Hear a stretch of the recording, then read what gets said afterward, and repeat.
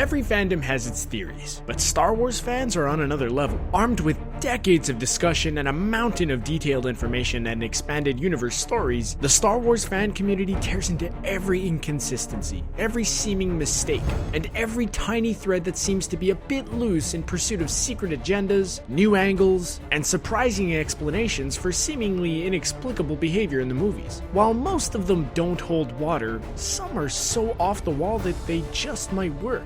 Here are 10 Star Wars fan theories that will change the way you see everything.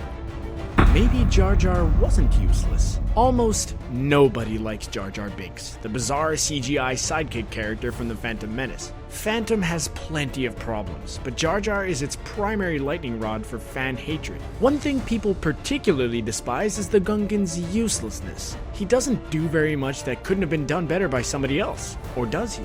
One of the weirdest fan theories about Jar Jar is that he's not a buffoon at all. He just acts like one because he's actually an agent for the evil Sith. There's a surprising amount of circumstantial evidence to suggest he's sensitive to the Force. His combat moves seem Force-assisted, and he waves his hands a lot when he talks. The perfect camouflage for hiding a Jedi mind trick. It sounds like a stretch at first, but the more you think about it, the more plausible it seems.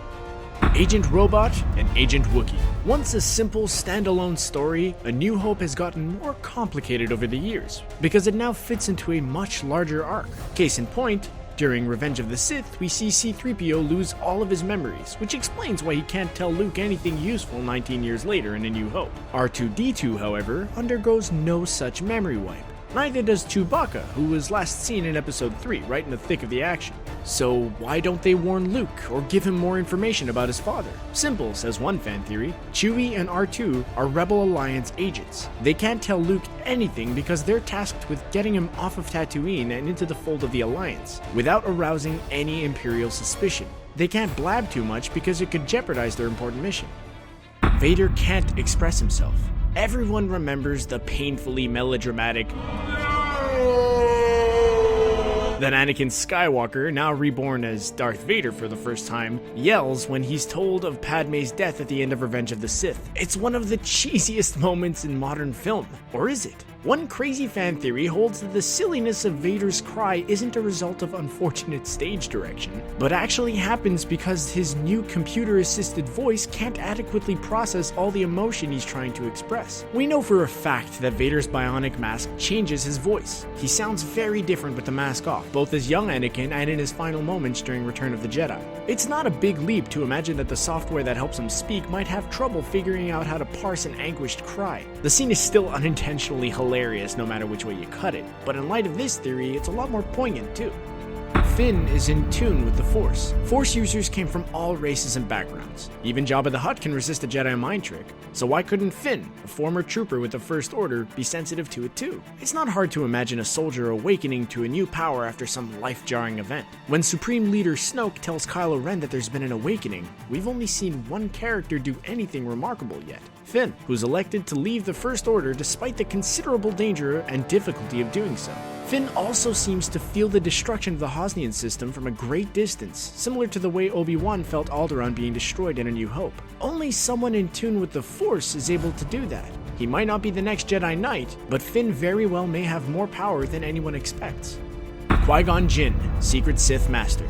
Jedi Knight Qui-GON Jinn is killed off early in Episode 1, and though we don't see him occasionally in the following two movies, he never becomes a major player after that. But was that by design? One fan theory holds that Qui-GON was actually working with or for the Sith. This theory is mostly based off of his track record. It's no secret that Qui-GON is not quite trusted by the rest of the Jedi Council. He did, after all, train under Count Dooku, who later went on to become Dark Lord of the Sith. He insists on training Anakin over Yoda's objections and leaves Obi-Wan Kenobi to finish Anakin's training before Obi-Wan is ready. And according to Star Wars legends, Qui-GON once had another student, Xanatos, who also turned to the dark side. In short, Qui-GON seems to wreck things for the Jedi wherever he goes. It's not a stretch to think he had an active interest in driving Anakin into the arms of the Sith.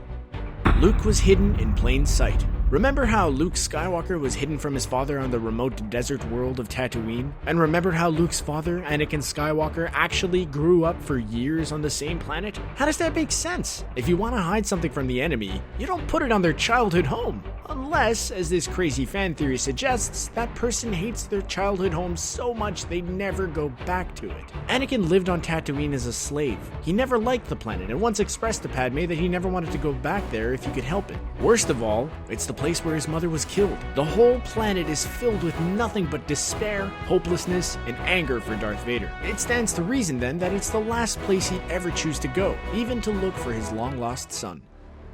E.T., also a secret Sith master? George Lucas and Steven Spielberg have been friends for a long time, so it's no surprise that both have included nods to each other's work in their films. The 1982 family classic E.T. the Extraterrestrial features a scene where E.T. appears to personally recognize Yoda, in the form of a small child who's dressed as the Jedi Master for Halloween. Years later, in Star Wars Episode 1, a delegation of aliens who seem to be of the same race as E.T. can be seen in the Senate. Most people would chalk this up to a couple of fun Easter eggs between old pals, but one theory holds that the connection should be taken seriously. E.T. seems to wield magical powers including levitation and healing, almost all of which can be explained by the use of the Force. And sure, he could be a Jedi too, but Sith Lord is much more entertaining somehow, as long as he doesn't force choke anybody.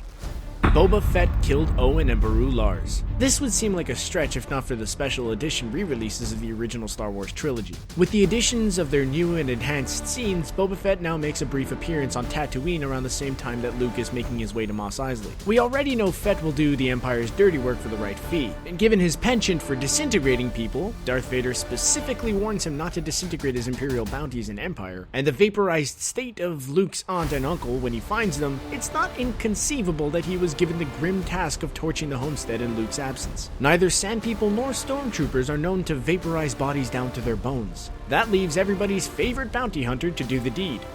Ewoks eat their enemies. On one hand, Ewoks live in tree houses, have funny voices, and look like stuffed animals come to life. On the other hand, their resistance efforts are lethally effective in foiling the Empire's plans on Endor. Using logs, rocks, and wooden spears, the Ewoks help bring the Imperial forces to their knees. But before all that, we're introduced to the Ewoks when they capture the heroes and prepare to cook and eat them at a feast in honor of their new god, C-3PO. As silly as this scene is, it implies that eating humanoid flesh is not totally outside the realm of normalcy for Ewoks. Of course, C-3PO and the crew managed to escape their grisly fate, but looking at all the empty Stormtrooper helmets in the Ewok village at the end of the film, we suspect the Empire's clone soldiers weren't as lucky. We'll skip the meatloaf at that potluck, thanks.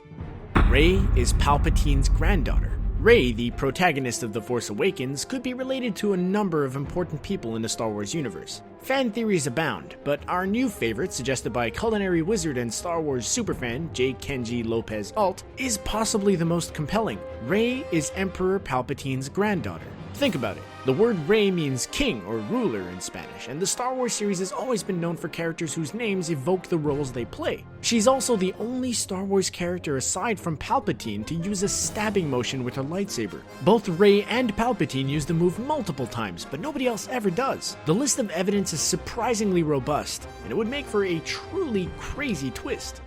So, which Star Wars theories are your favorites? Do you know any even crazier fan theories that start to make more sense the more you think about them? We'd love to hear them. Give this video a thumbs up and give us your wildest ideas in the comments below. And as always, be sure to subscribe to CBR for more forceful videos about movies, comic books, video games, and a whole lot more.